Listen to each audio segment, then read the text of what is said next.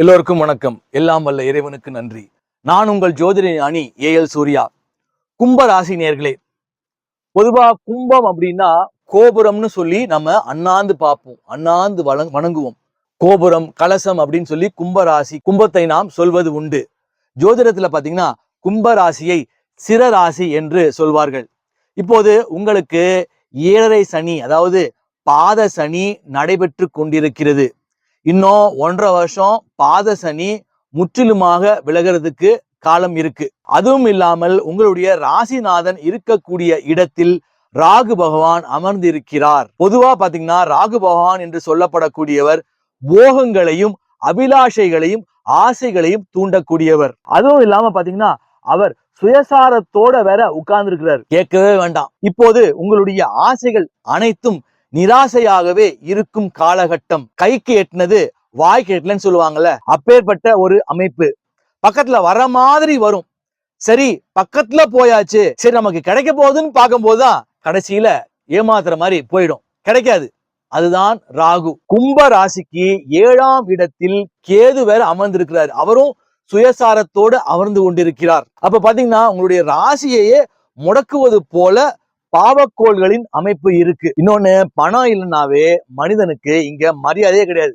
சமுதாயத்துல மரியாதையே இருக்காது, வீட்லயும் மரியாதை இருக்காது. என்னடா வாழ்க்கைன்னு கூட சில பேர் கும்பராசிக்காரர்கள் நினைக்கலாம். ஆனால் வரக்கூடிய காலகட்டத்துல குரு பகவான் பெயர்ச்சி ஆகிறார். அதாவது மிதுன ராசியிலிருந்து வருகின்ற ஜூன் 1ஆம் தேதி இரவு 1:50 மணிக்கு கடகத்திற்கு உச்ச குருவாக 12 ஆண்டுகளுக்கு ஒரு முறை வரக்கூடிய உச்ச குருவாக பெயர்ச்சியாவது மிக மிக சிறப்பு. அதாவது கடகத்திற்கு உச்ச குருவானவர் வந்த பிறகு பாத்தீங்கன்னா உங்களுடைய ராசிக்கு 2ஆம் இடமான தனஸ்தானத்தை குரு பகவான் உச்ச குருவாக பார்க்கிறார். உச்சனின் பார்வை தனஸ்தானத்தின் மீது படுவதால் தடைபட்டிருந்த பணமுடக்கம் விலகி பணம் வருவதற்கான அமைப்புகளை உச்ச குரு பகவான் ஏற்படுத்துவார். இதுநாள் வரை உங்கள் ராசிநாதன் மீது அமர்ந்திருந்த ராகுவை குரு பகவான் சாந்தப்படுத்தினார். அதுவும் இல்லாம 6ஆம் இடத்திற்கு குரு பகவான் போனார்னா நோய், கடன், வம்பு, வழக்கு போன்ற அமைப்புகளை தான் ஏற்படுத்துவாருன்னு சில பேர் நினைக்கலாம். அதுவும் இல்லாம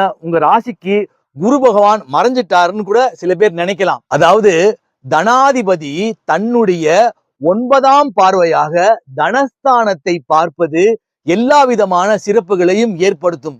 அதே போல 2ஆம் இடம் என்பது குடும்பஸ்தானமாகவும் வருவதால் குடும்பத்தில் நிலவி வந்த சண்டை சச்சரவுகள் விலகி மங்களகரமான நிகழ்வுகள் ஏற்படும். அதே போல உங்களுடைய தசாபுத்தி அமைப்புகள் எப்படி இருக்குன்னு பார்க்கணும். அப்போதுதான் அதற்கான முழுமையான பலனை நாம் எடுக்க முடியும். இது ஒரு பொதுவான பலன். உங்களுடைய ராசிக்கு லாபாதிபதியாகவும் குரு பகவான் வருகிறார். இதுநாள் வரை தொழிலில் முடக்கம், தொழில் சரியில்லை, அது போன்ற அமைப்புகள் உள்ளவர்களுக்கு இனிமேல் தொழிலில் அபிவிருத்தி ஏற்படும் காலகட்டமாகவும் வருகின்ற காலகட்டம் அமையும்.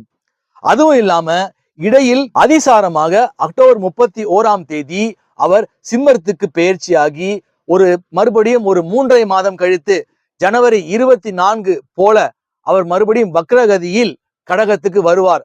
அப்ப எப்படி பார்த்தாலும் ஒரு 9 மாதம் அனுகூலமான காலகட்டமாகவே கும்ப ராசிக்கு அமையும். அது போன்ற காலகட்டங்கள்ல பாத்தீங்கன்னா வரவும் இருக்கும், செலவும் இருக்கும். ஆனால் அடுத்தவர்களிடம் கையேந்துவது போல அமைப்பு இருக்காது. பலர் பாத்தீங்கன்னா கும்பராசிக்காரர்கள் தூக்கத்தை தொலைக்கக்கூடிய அமைப்புகளாக, படுத்தா தூக்கமே வரல, ஒரே மன உளைச்சல், அது போன்று அவசைப்பட்டு கொண்டிருப்பவர்கள். அப்பேற்பட்டவர்களுக்கு இனிமேல் குரு உச்ச குருவாக பெயர்ச்சியான பிறகு நிம்மதியான நல்ல தூக்கம் வரும்.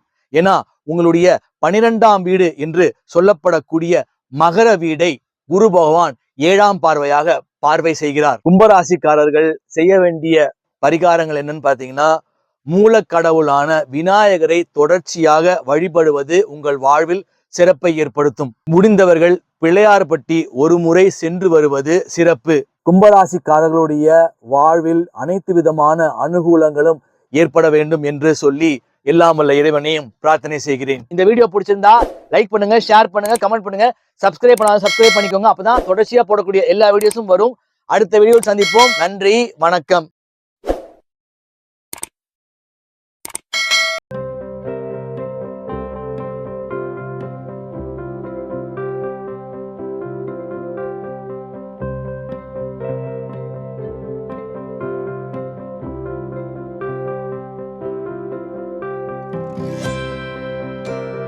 இதை போன்று மேலும் பல அபரிமிதங்களுடன் உங்களுக்கு ஆற்றலாகவும் நம்பிக்கை ஒளியாகவும் ஏஎல் சூர்யா. இந்த பதிவு உங்களுக்கு பிடித்திருக்கும் பட்சத்தில் இதனை உங்கள் நண்பர்களுக்கும் நல் உறவுகளுக்கும் பகிர்ந்து அவர்கள் வாழ்வை ஒளிரச் செய்து பிரபஞ்சத்தின் ஆசீர்வாதங்களை அபரிமிதங்களாக